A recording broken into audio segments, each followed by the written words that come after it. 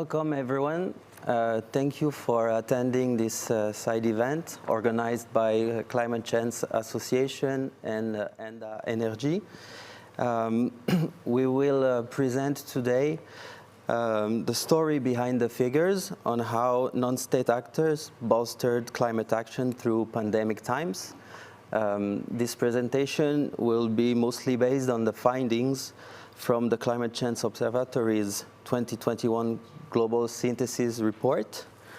I am pleased to have on this panel different experts who will bring a different point of views on this report. First, Ronan Dantec, French senator. He's the president of Climate Change Association and climate spokesperson for UCLG and CEMR. Antoine Gilles, the coordinator of the Climate Change Observatory. Frédéric Vallier, Secretary General at the Council of European Municipalities and Regions, CEMR. Alexia Yangi Enda, Project Officer, Sustainable Mobility and Development of Michelin Foundation. And Emmanuel Sec, Head of Programs at ENDA-TM. Now I'm going to give the floor to our president, Ronan Dantec. Thank you. Thank you, Romain. I'm very happy to have the opportunity to introduce this meeting with a focus of the next report of climate change. Maybe a few words about climate change.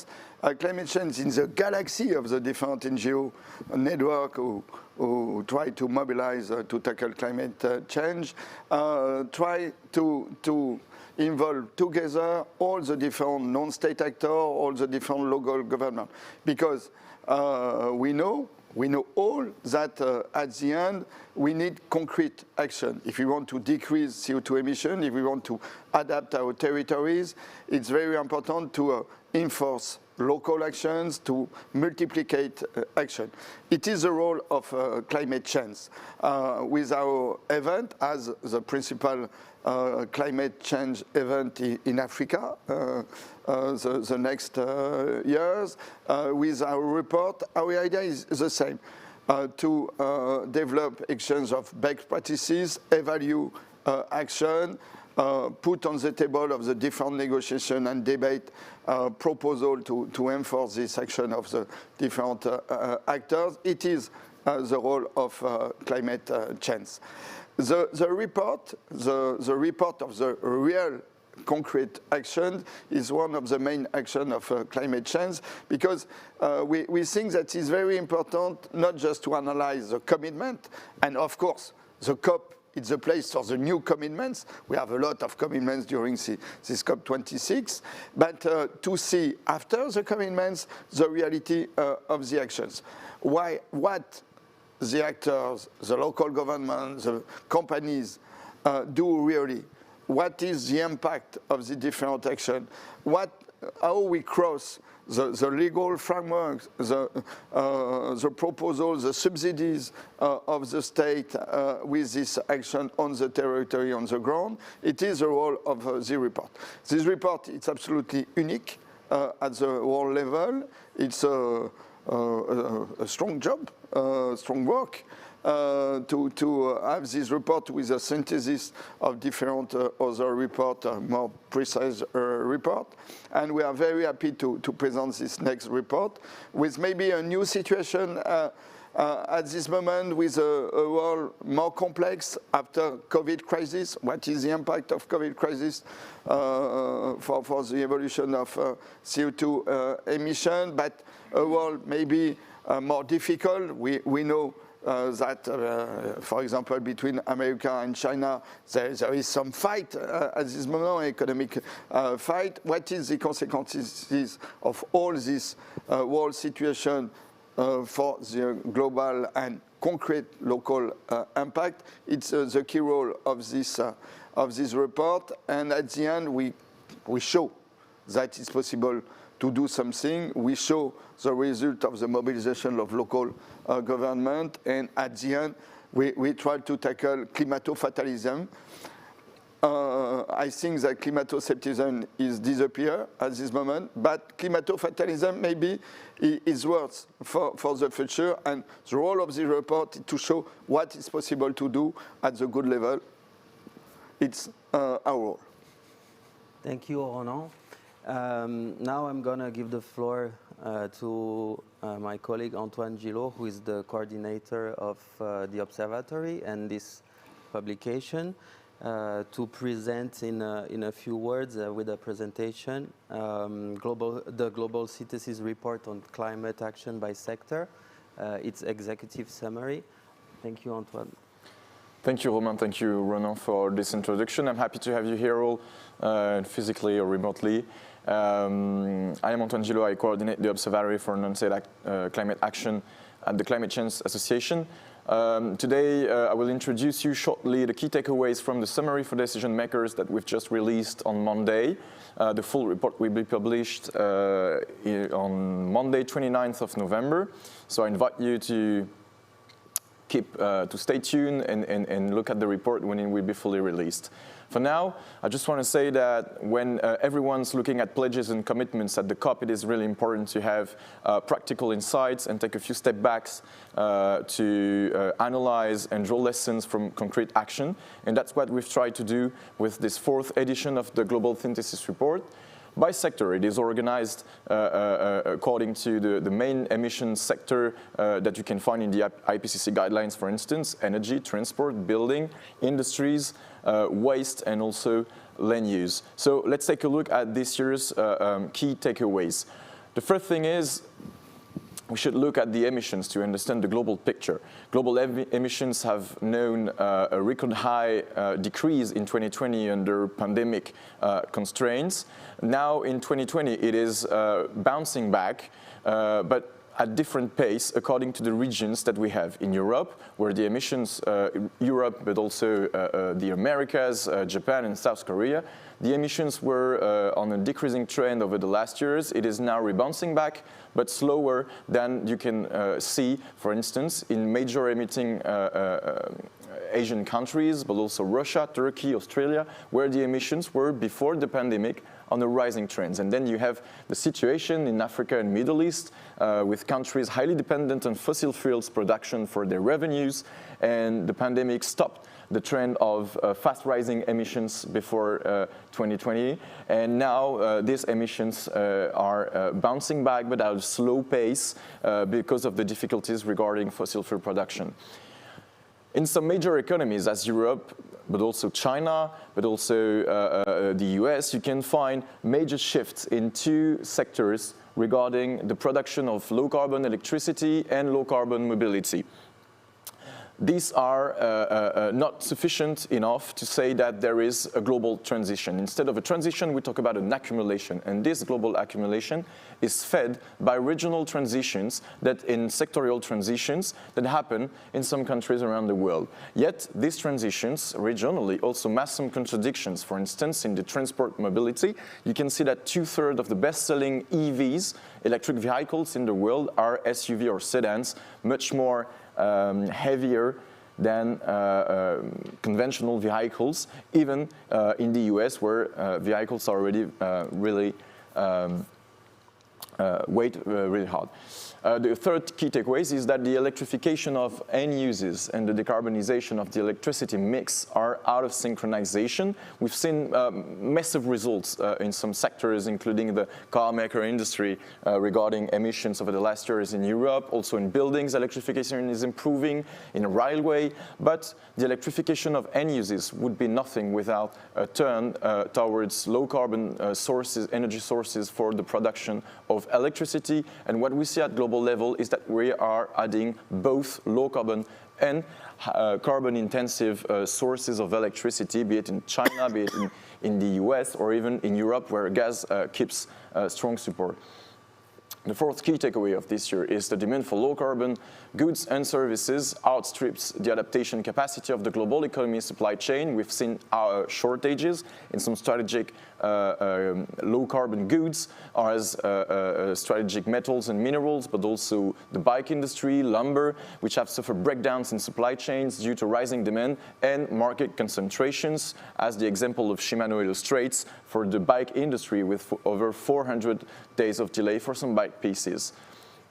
Another key takeaway is the pledges that companies are making towards net zero. This is a sign of the adaptation to this new constrained world with disrupted supply chains, but also massive expectations from the public society and also the shareholders of big companies, which push even among the most highest carbon intensive businesses like oil companies or mining companies to pledge net zero with action plans that are getting more and more technical.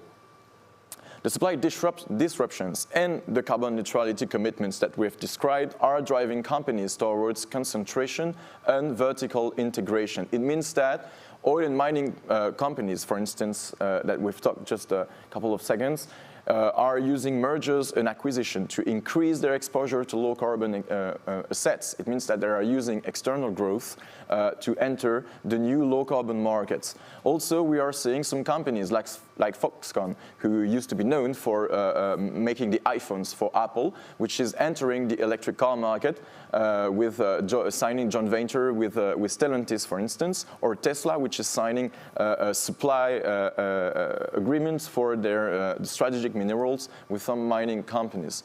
Power purchase agreements also used by companies and big cities is creating major players market for electricity, low carbon electricity.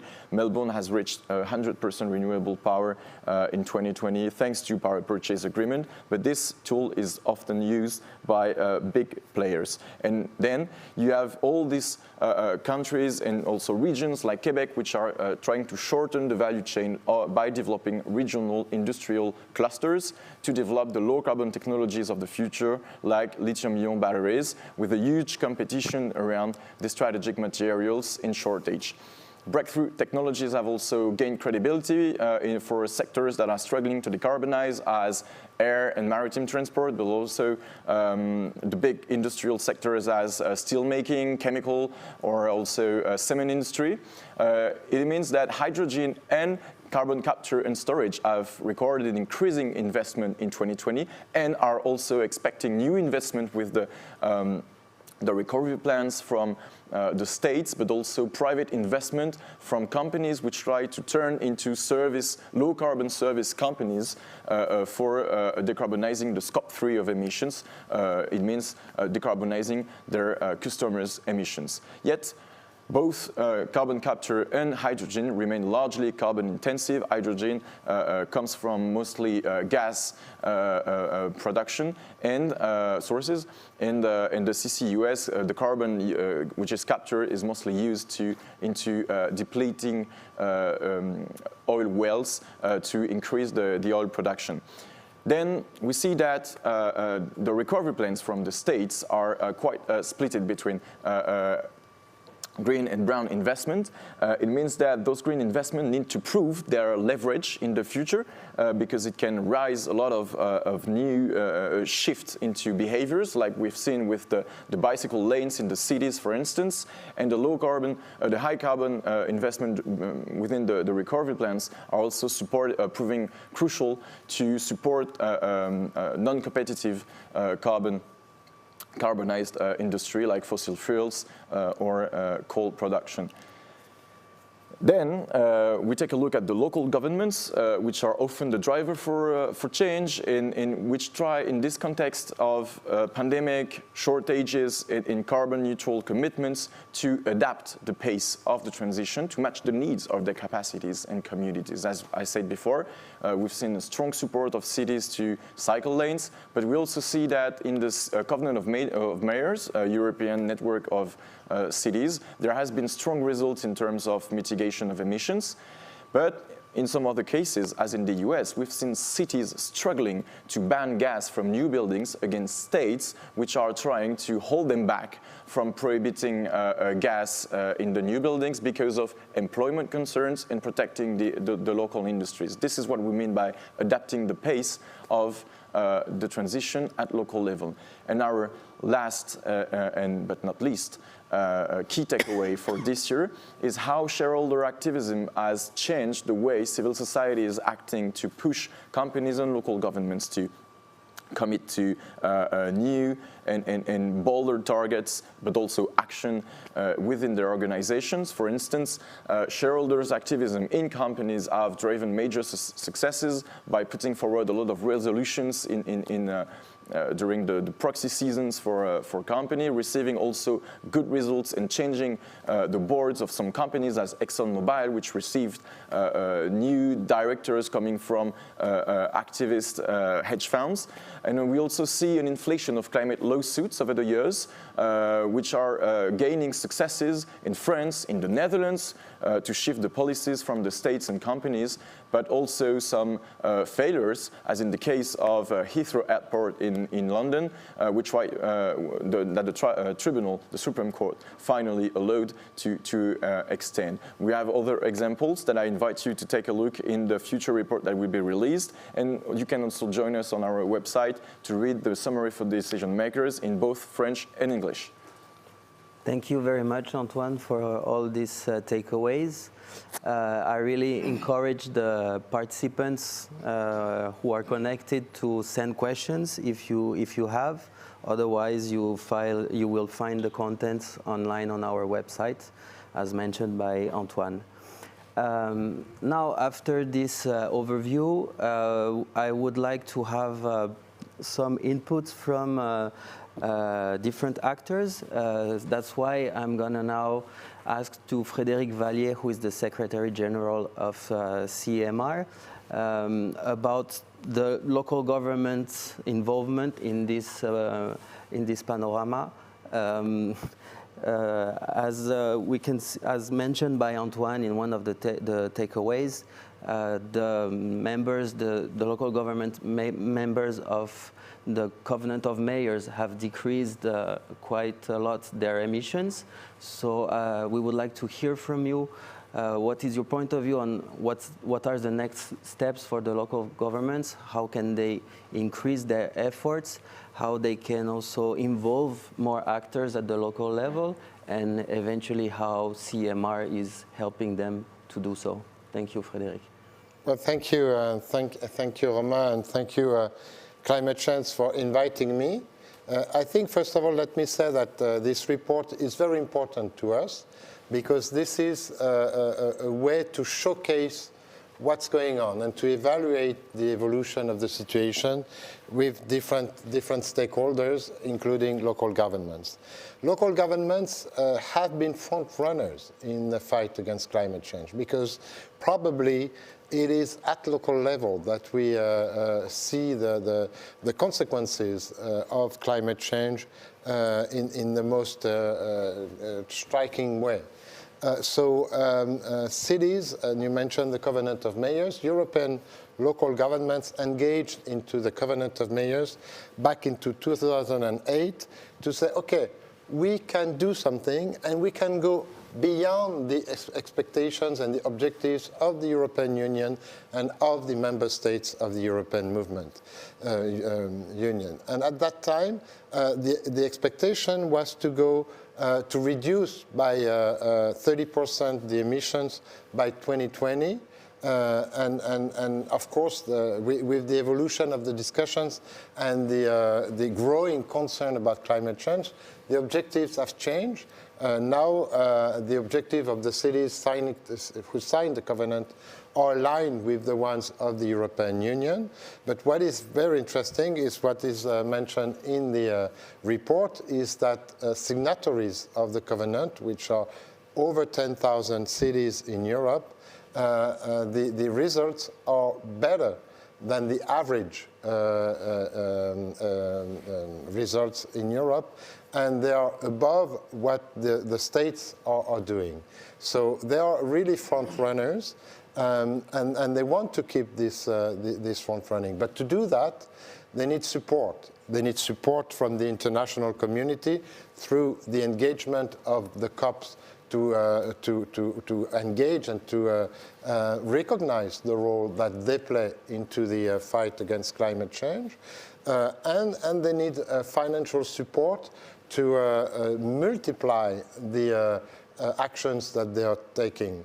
When we think about local governments, we think about mobility, transport, waste management, water management, but it's also energy use and energy producing in some countries. And we see that there are a lot of aspects where the financial means are not there. Sometimes the capacities are not there as well. So we need to help them raise their capacities, especially for medium-sized and smaller-sized cities. But we also need to invent the instruments that they will be able to use in the next years. And that's where probably an organization like mine, like CEMR, is important, because we gather experts from national associations of municipalities and regions all across Europe to think what local governments would need. We are, of course, listening to the mayors, and we discuss with the European institutions, with the EIB, with the international community to design the instruments that will be useful. If we think, I always take this example, if we think of energy refitting, public buildings in Europe and also in the world are numerous. If we think of schools, if we think of hospitals, if we think of gymnasium or whatever, this is enormous. And these buildings, most of the times, are not energy safe in a way. They are not energy neutral.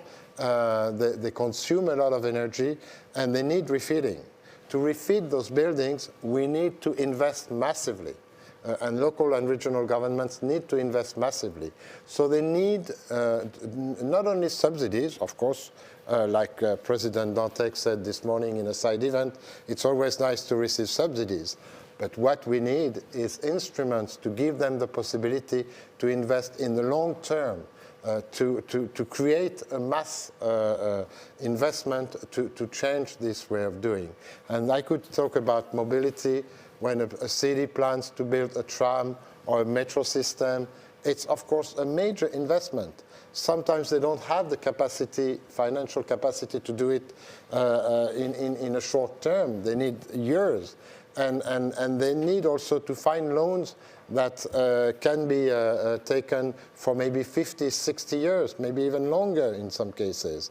So this is what the EIB should do, and other development banks, and this is what we try to negotiate with our partners to help them doing so. And the other aspect, of course, is bringing people together, exchanging good ideas, best practices. This report, of course, showcases some of good examples, but we need to multiply that, because this is something that in Europe we are used to do in a way, but we need to do it also at global level through cooperation project, through decentralized cooperation, and we need to mobilize the European Union into supporting this kind of exchange also, because that's the way we learn together. And we build together a society that is more resilient and more sustainable. And now that we are talking about recovery after the COVID, the recovery plans, be it in Europe and elsewhere, need to take the climate situation as a priority. It would be terrible if recovery plans would lead to come back to business as usual.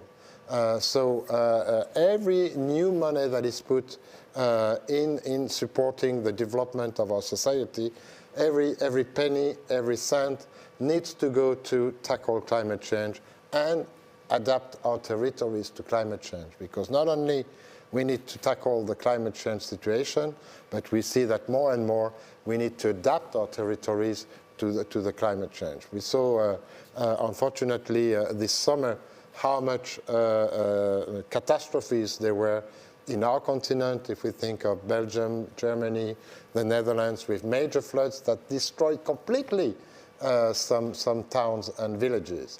But we can talk about the fires in Portugal, in Spain, in Greece, in Turkey, and of course everywhere else in the world, if we think of Australia or California.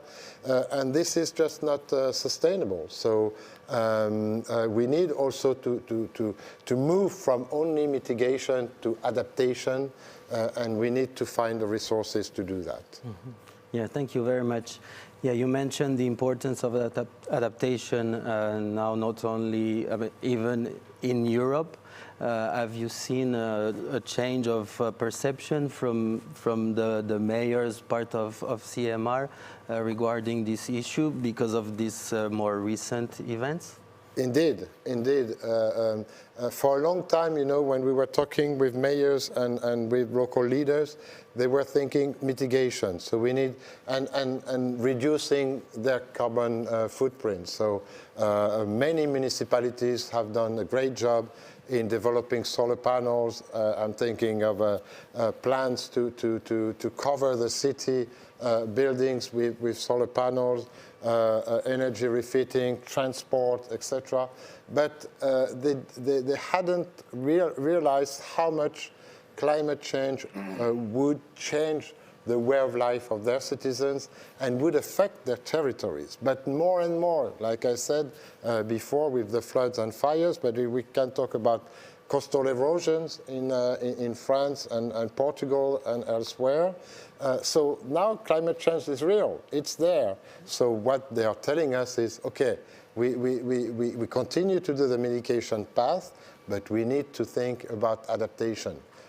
And we are talking now with the European Parliament, with the Commission, on how we could use the European funds also to target them to adaptation of our territories and to really have a meaningful reflection on what does it mean for European territories, the climate change situation, the rise of the temperatures, how can we adapt our buildings, our schools, our streets.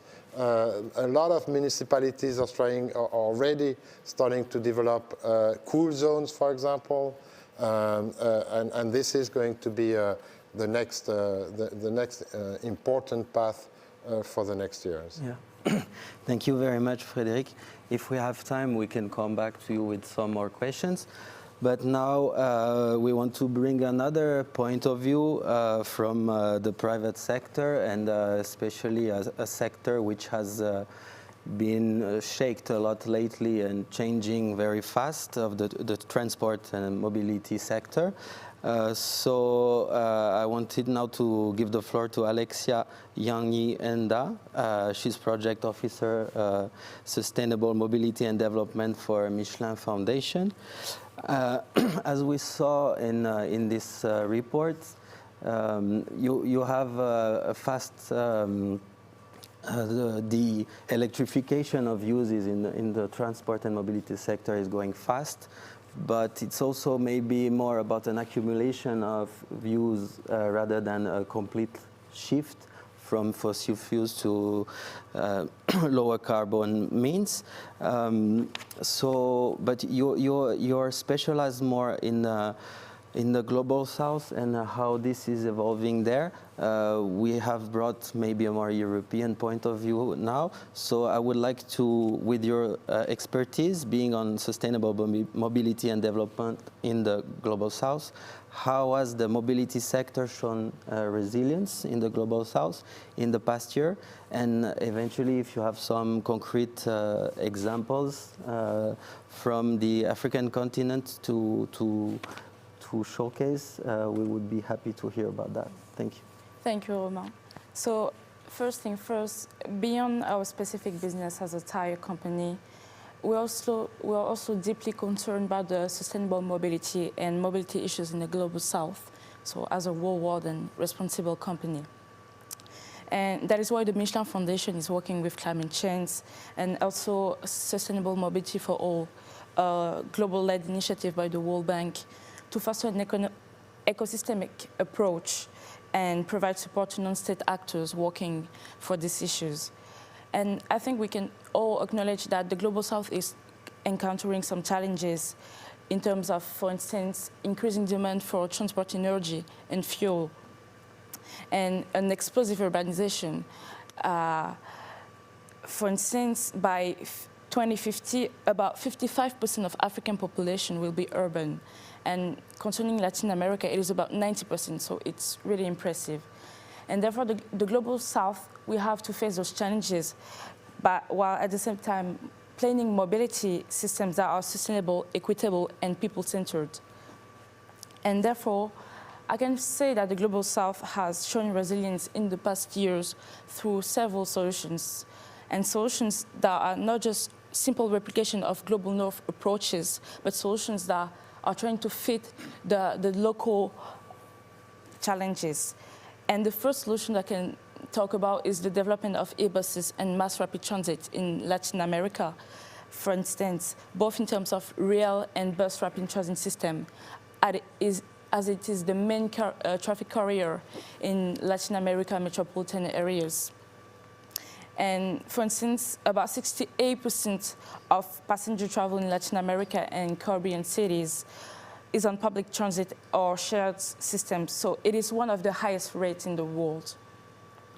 Second solution I can think about is the improvement of planning and intermodality in the Global South. So by linking mobility plans to climate actions, and this in order to shift the paradigm for core-centric development to more integrated cities. For instance, Michelin, through the Moving On Lab Africa, contributed to the production of a roadmap for sustainable mobility, so with climate change for Morocco, and this year for Côte d'Ivoire. So the goal was to work with local authorities and non-state and local non-state actors to find concrete actions, and this roadmap is a model that can be replicated in other African countries. And last but not least, I can mention the increasing use of ITS and digitalization in the African continent, as the African continent is being a front runner in terms of mobile phone paying and mobility phone payments. So that was a concrete solution I could provide it to you, Ronan. Okay, thank you. We can also come back to you for more questions if we have. Now I would like to give the floor to one of our most important partners in what we do in Africa, ENDA-Energie. We have organized this side event together, actually, and I'm really happy that Emmanuel Sec, head of programs of ENDA-Energie, could make it to come here personally in this COP, which it's not easy. Emmanuel is based in Dakar, in Senegal, and ENDA-Energie is an organization which has a strong focus on energy issues, obviously by the name. We have seen also in this sector being shaken also lately during the pandemic, with the prices moving a lot, and the price dropped in 2020, had a huge impact in Africa. So we would like to hear from you, how have local and non-state actors in Africa been dealing with the impacts of these big changes in the energy sector in Africa? Thank you. Again, I would like to thank you for being associated in such an event, to highlight what the civil society organizations are doing at the country level. As it was said, we are on the first respondent and at the front line of all these climate change issues.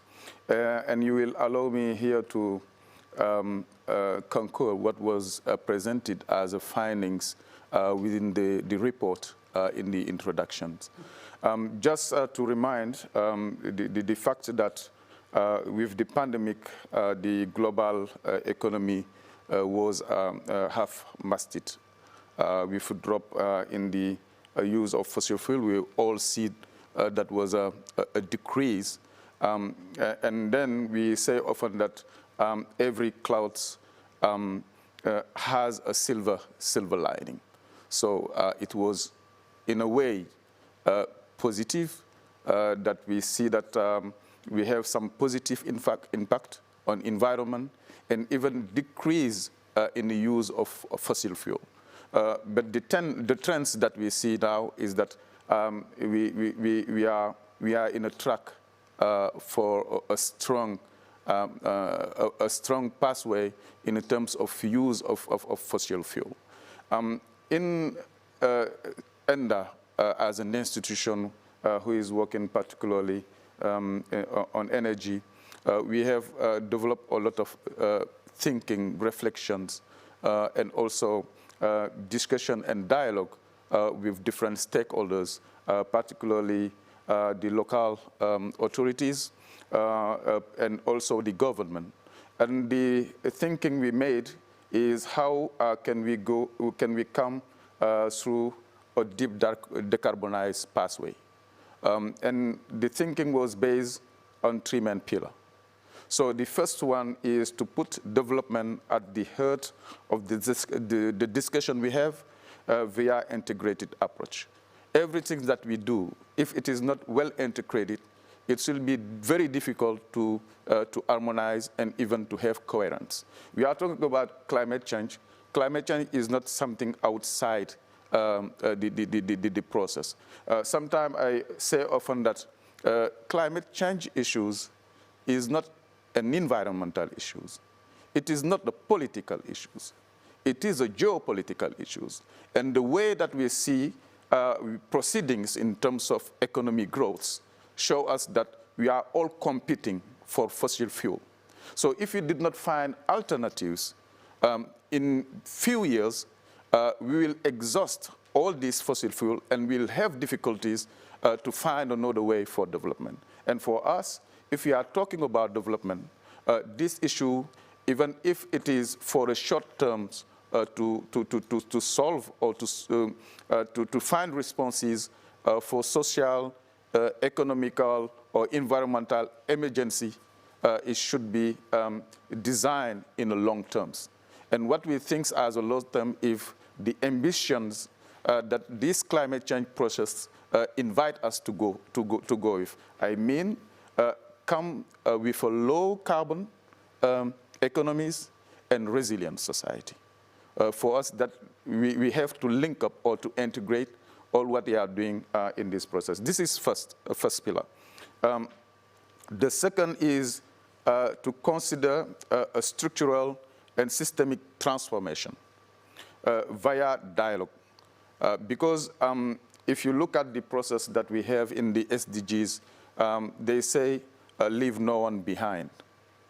The main approach that we had previously is that many things was designed at macro level, I mean by the government in terms of strategies, in terms of policies, but now it is time that we involve all stakeholders. And I think it was presented also in the introduction. We have seen that we have many protagonists on this climate change process. And for that, we think that it is important to promote inclusive, sustainable industrialization.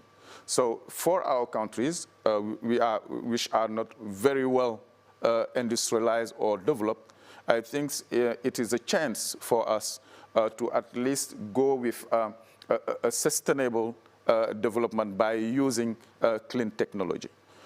So the second one is to have a higher productivity, but strengthen the basis of this higher productivity. So I will come back later on this to talk about the value chain, how we can use sustainable energy for sustainable food, for example, how we could promote the local entrepreneurship, because there is a need, particularly when we are talking about climate change. We have to look at the sustainability of all what we are doing. But we should not forget that in all this process, there are two main elements, profit and sustainability, or profitability and sustainability of all what we are doing. How can we make that the process in which we are become sustainability profitable? I mean sustainability profitable for our communities. That means that we have to create jobs for this. We have to scale the experience that they are developing in the field. But the last one in this process is to have at least a long-term strategies on energy. Having a long-term strategy on energy should be built on energy transition in the context of country producing hydrocarbon. Senegal is in the way of producing fossil fuel or hydrocarbon. So I think we need to be in this process. The nexus, energy, water, agriculture.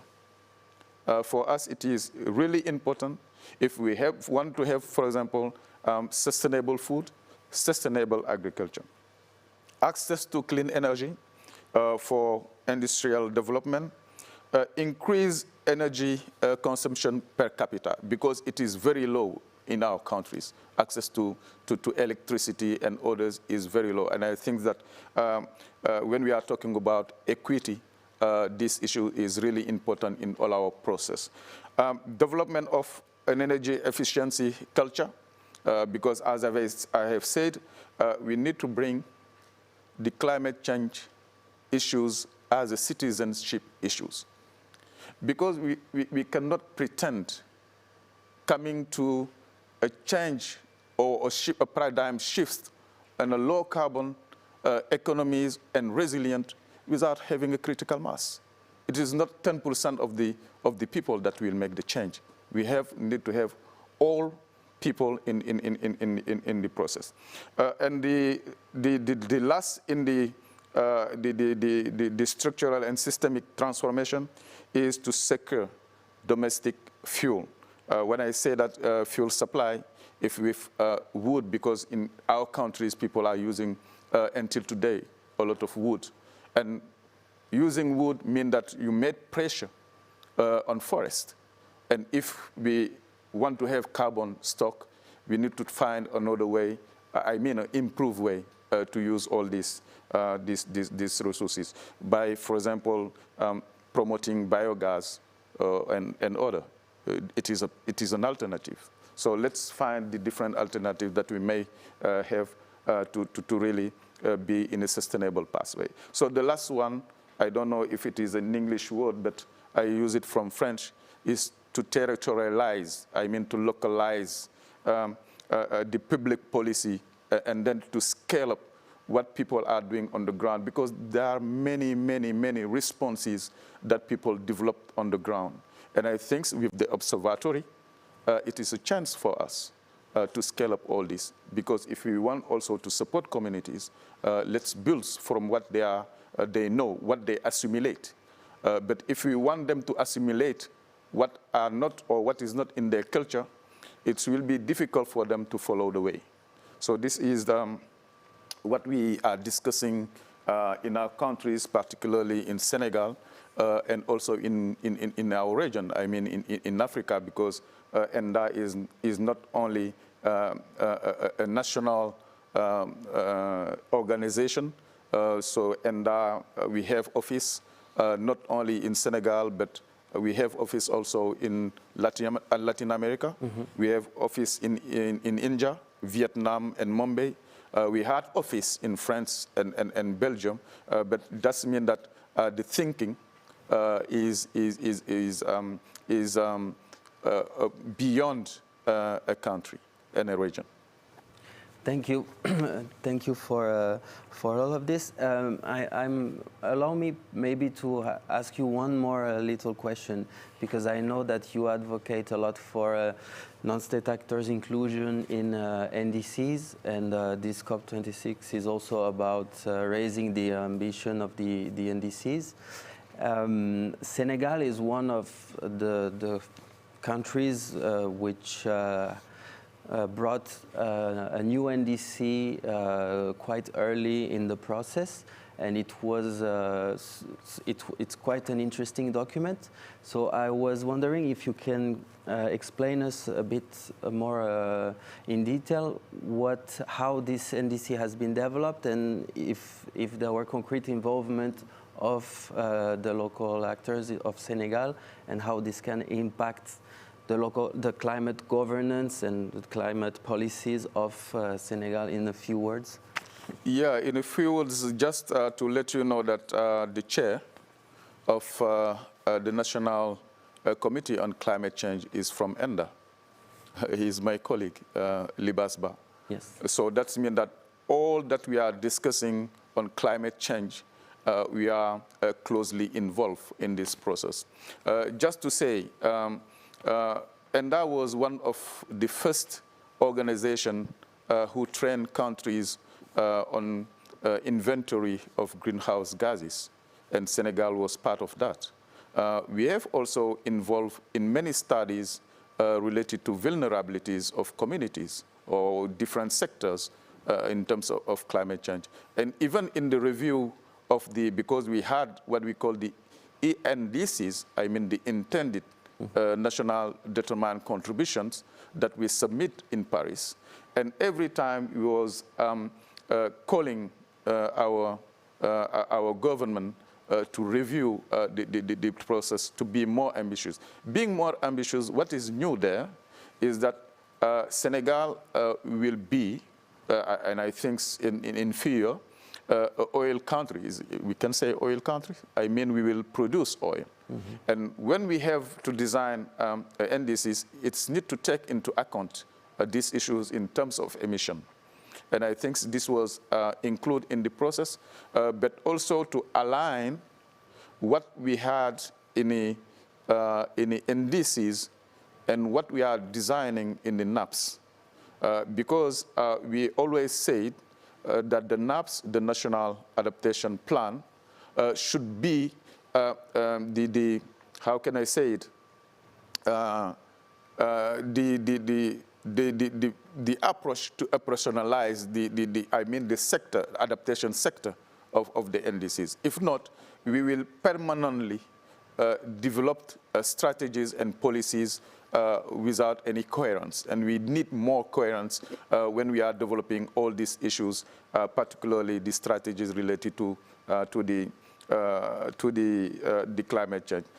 What is missing in this process is that the localities are not enough involved in the process. And we call for a decentralization of the NDCs. This is why we at ENDA are supporting many localities to design, for example, I can take the example of Dakar, which is the biggest city, and Pikine, the second one, when they was developing the plan, energy, climate plan, to align it with what was designed in the NDCs. And at the end, what we will see is, or what we will need, is to have a very relevant system that may allow to assess the contributions of these localities in the NDCs, because we think that the NDCs should be an aggregation of different contributions from the local level to the national level. I mean, include what the communities are doing on the ground, includes what the localities are doing on the ground, and at the end we could say that if we come at the international level, this is the contributions from the countries, not from the macro, but we aggregate all the different efforts that people have made. And we are building on that, and I reiterated, the observatory could help on collecting the data, because the issue of data is really important in a way for us to see what are the different impact. I mean the socio-economical impact, the environmental impact, and the institutional impact. Thank you. Yeah, we completely agree with that. The Climate Change Observatory has been trying also to work on this question, on this issue of climate data at the African level, trying to gather all the actors who are close to the data, who collect data, and try to to make all this more coherent, at least to bring our contribution, and always ENDA is part of this also. Thank you. Maybe I'm going to go back quickly to Frédéric. We were talking before about the Covenant of Mayors in Europe, but there is also a Sub-Saharan Covenant of Mayors, and CEMR is a partner of it. So we were talking about the exchanges of practices within Europe, but it also happens between Europe and Africa. ENDA is also part of the Covenant of Mayors. So now that we went a bit to Sub-Saharan Africa, could you give us some insights on the recent work and how the Covenant of Mayors for Sub-Saharan Africa has progressed in the last years? Well, let me first say that I completely share what the representative of ENDA just said.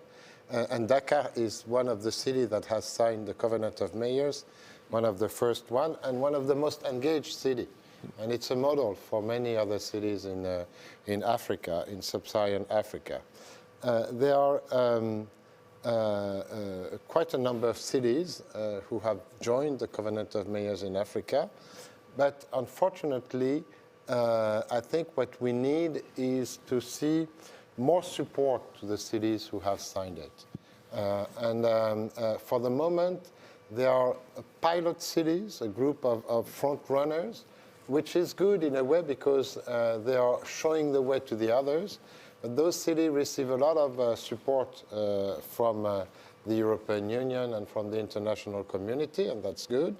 But we would need much more to develop the covenant in Sub-Saharan Africa. Mayors are equally engaged in Africa as they are in other parts of the world. Also because of what I was saying before, they see the consequences of the climate change in their territories very, very drastically. But they lack, often municipalities lack capacities, and that's where we can act together. Associations of local governments, we need to strengthen the national associations in Africa to support the cities. We need organizations like Climate Change, and we have been contributing. The Covenant of Mayors in Sub-Saharan Africa has contributed in the success of the Climate Change Summit. But we need more. We need more support. And if we want to develop policies in Africa, it will require a paradigm shift in that. But what I would like to say also is point out the fact that you talked about the national review. In fact, what is striking is that the local level is very often not included everywhere in the world. And we have also voluntarily local reviews that are produced voluntarily by the cities and by the local and regional governments. But these reviews should be included in the national reviews, and it should be really something natural, because you cannot imagine that just the state decide to go into a policy and that is sufficient to tackle climate change. You know, one element that is very important is that we need to bring everyone. And it's not a matter of decisions of nation states or even great leaders who show the way. It's a matter of convincing all the population, all the stakeholders to move together. When you are a politician, and I'm sure President Dantec will know what I mean, you're confronted to a lot of different perspectives. You have the citizens, when you want to build windmills, for example, well, you have people who think it's not a nice view, a nice thing on their garden or on their views. If you want to build energy plants, it's the same thing. If you want to even put pedestrian streets in the center of a city, you immediately have the commerciants, shops and shops owners and others. So and it's true for everything. And so if we want to tackle this issue, we need to make everyone move on the same path. We need to find solutions for mobility, because of course we cannot tell people, okay, from now on you don't use your cars. So we need to find alternatives. We need to build those alternatives with the citizens, and that's where local governments are at the crossroad, because they are confronted to all these kinds of challenges, and that's why they need to be included. Thank you. You just talked about mobility and other point of views. I will bring another point of view about mobility now, because Alexia might have some examples to showcase of lessons learned in the African continent in terms of resilience on urban mobility. I think you had some insights to give us about that. Yes, I can add that. Concerning those lessons, one of the most important lessons that we had at Michelin is that despite Global South government's efforts and difficulties to include informal transport in the public transport schemes, we can still see paratransit as an African resilient urban mobility specificity. Paratransit are the missing link that fills a gap in terms of availability, affordability, flexibility, and geographical coverage too. And therefore, we can say that it's kind of a lesson that we need to do not left no one behind and include even the informal actors that are a big part of the transport schemes. And that was the main takeaway that from the dedicated session that we had at the working session with Moving On at the Moving On Summit in early June.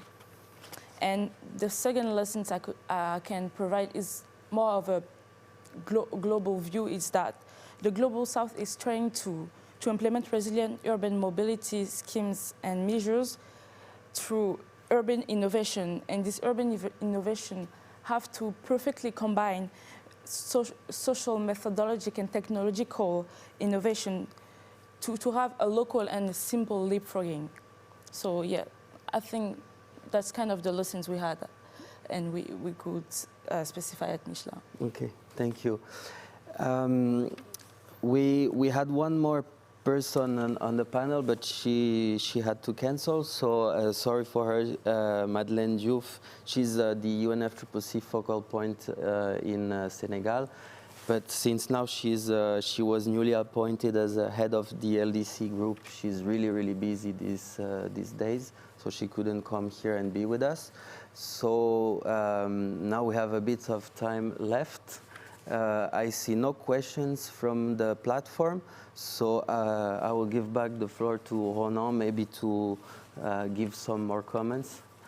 Yeah, I think if we see in our report, climate change report, the evolution of CO2 emission in the world and in some emerging country in particular, we see that now a large part of the increasing of CO2 emission in emerging country is in link with the daily life of urban population. In the last decade, we have seen the growing of emission in link with translation of the part of the production of the world production. We have seen that with China, with some Asiatic country.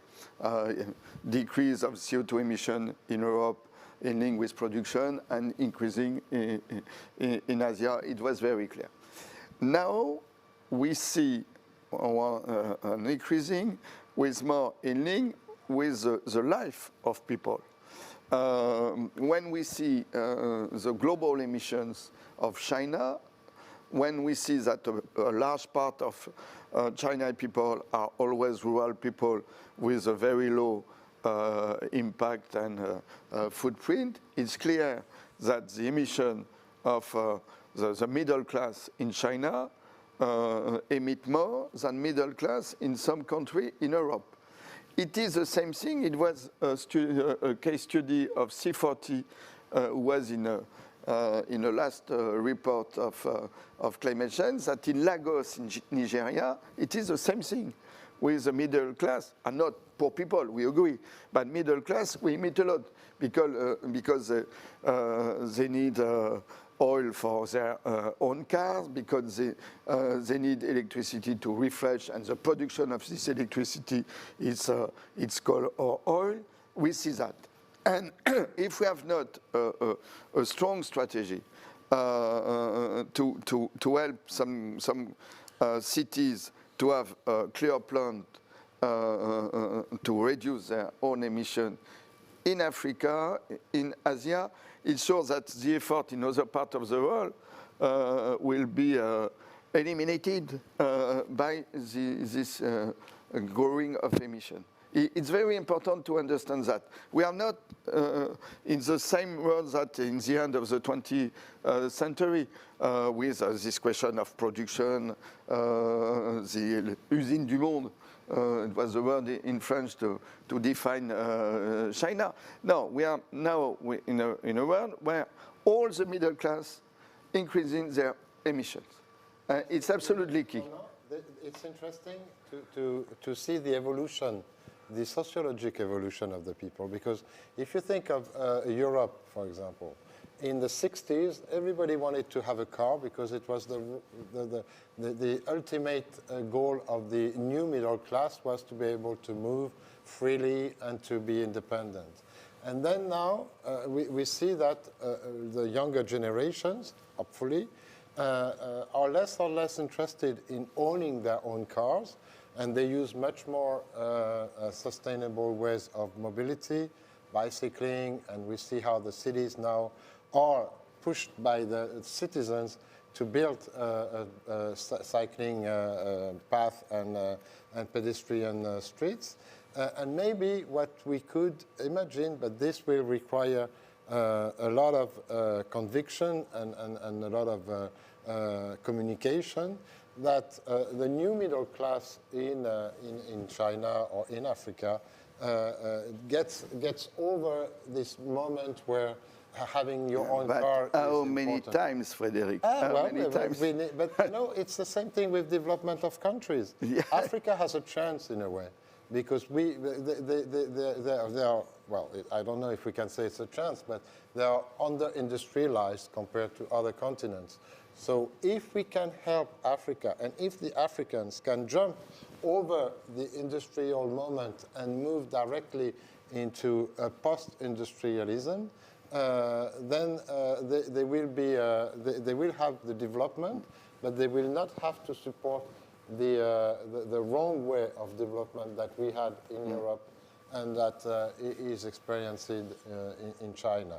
So that's what we need to think about, I think. In the next year. It's a possibility, but first, maybe to finish, it shows that in priority, first, we have to develop some infrastructure who decrease really CO2 emission. For example, public transportation.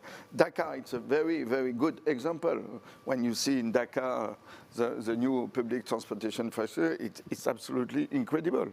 But if you see other countries, other cities, like Conakry is the same geography than Dakar. But there is not, at this moment, the same proposal with World Bank and Investment Bank to develop this possibility of public transportation. And it's important, it is our role to defend this, that it's a priority to change the model of development of the cities in Africa, in Asia too, to mobilize at the world level the different banks, the different investment banks, because if we do not the job in the next few years, we will see the increasing of CO2 emissions. Yeah, I totally agree, because what brings us to where we are is that we come to a limit to growth. we reached the cap in terms of emission, in terms of using fossil fuel. And if you look at the demography that we have actually in the world, and the pathway in terms of growing in our region, for example, in Africa, we start from the crash, and we have to grow up. So if we did not find alternatives, I mean, I said also, and it was concur, it will be difficult that we meet the Paris Agreement, because we'll use what we know is the modern industry. So we need to find to facilitate also technology transfer. It's easy to say, but we need to go behind the words and say that in terms of equity, for the viability of the world, we definitely need to support countries that need to be supported in a way for them to go in a sustainable pathway. If we don't do that, they will do what they know. And I say that they know is development first, but sustainable development is better. And I would like to add that for localities, I mean, the municipalities, there are some approach that works. Alone, you cannot reach anything, but together, I think you can do more. We try to promote intercommunal approach. For example, in the Petite Côte, for those who know the Little Coast, for those who know Senegal, so we bring together 5 municipalities to work on coastal erosion, and also the recycling waste, I mean management waste, because in the urban areas, so the management of waste will be a huge issue for our countries.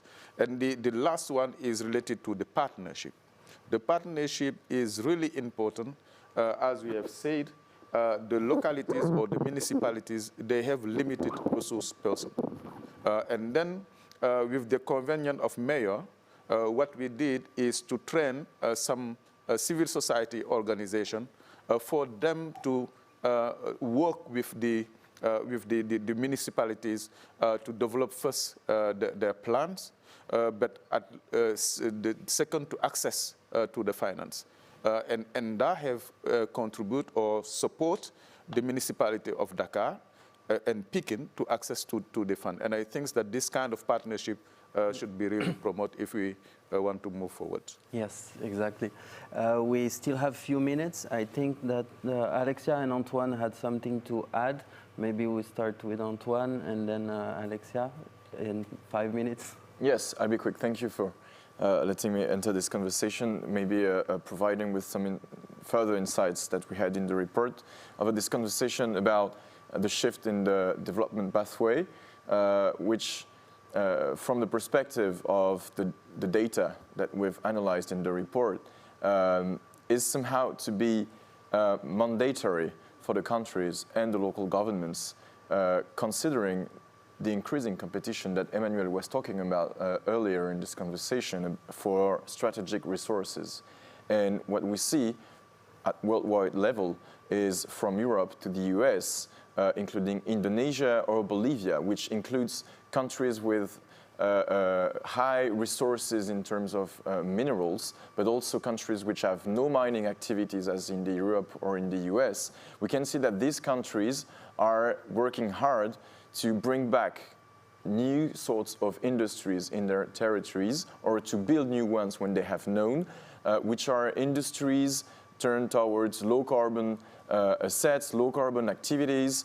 This is the case for batteries. The Airbus of batteries in Europe is an example. There is also in the US, when Joe Biden took the office, he immediately ordered a massive study about what are the critical points on the supply chains for the US. In Indonesia, they have a lot of nickel, and they are also trying to build their own battery manufacturing and car industries. And this is leading progressively these countries and territories to find new paths of industrialization, and sometimes this industrialization can be low carbon and serve the transition and the new sorts of developing pathways. Thank you. Yeah, Alexia, you wanted to add something? And if I may add, to face the increasing urban population in Global South countries, we need, of course, to add more infrastructure, and especially mobility infrastructure. But we also need to change the social mind, because in some Global South countries, it is still a social success to possess a car. So if we want to more develop soft mobility and promote the benefits of soft mobility, we have to work hand in hand and consult the populations and show them the stakes and show them that possessing a car is no more a social success, but soft mobility is the future too. Yeah, definitively there is a big influence.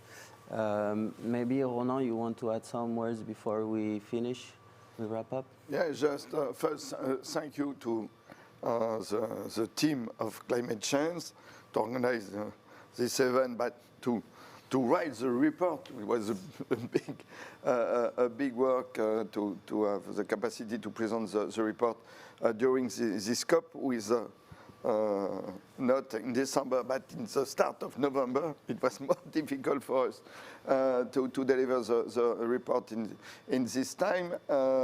Thank you to all the team of climate change, and to see what will be our next step. First, we have in December in Paris a week to discuss more this report by Visio too, but by sector, with a specific event about mobility, about building, about energy. The first week in December.